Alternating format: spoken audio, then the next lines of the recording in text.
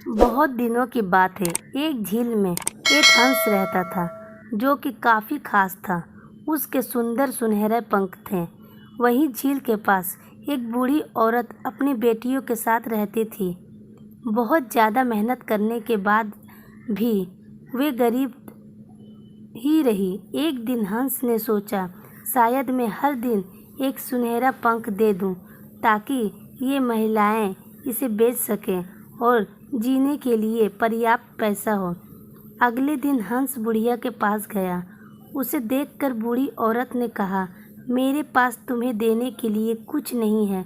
लेकिन ऐसा कहने पर हंस ने कहा, लेकिन मेरे पास तुम्हारे लिए कुछ है, और समझाया कि वो क्या कर सकती है।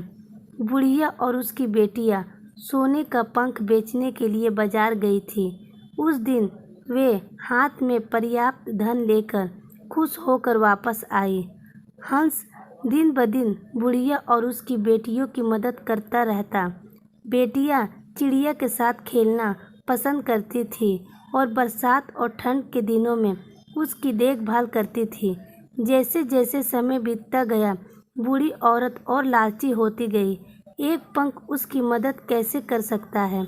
जब कल तक हंस आ जाए तो हमें उसके सारे पंख तोड़ देने चाहिए, उसने अपनी बेटियों को बताया। ऐसी बात सुनने पर उन्होंने इसमें उसकी मदद करने से इनकार कर दिया। अगले दिन बुढ़िया ने हंस के आने का इंतजार किया। जैसे ही पक्षी आया, उसने अपने अगले हिस्से को पकड़ लिया और अपने पंखों को तोड़ना शुरू कर दिया। जैसे ही उसने उन्हें तोड़ा, पंख सफ़ेद हो गए। बुढ़िया रो पड़ी और हंस को जाने दिया। इस पर हंस ने कहा कि तुम लालची हो गई हो। जब तुमने मेरी इच्छा के बिना मेरे सुनहरे पंख तोड़ दिए तो वे सफ़ेद हो गए।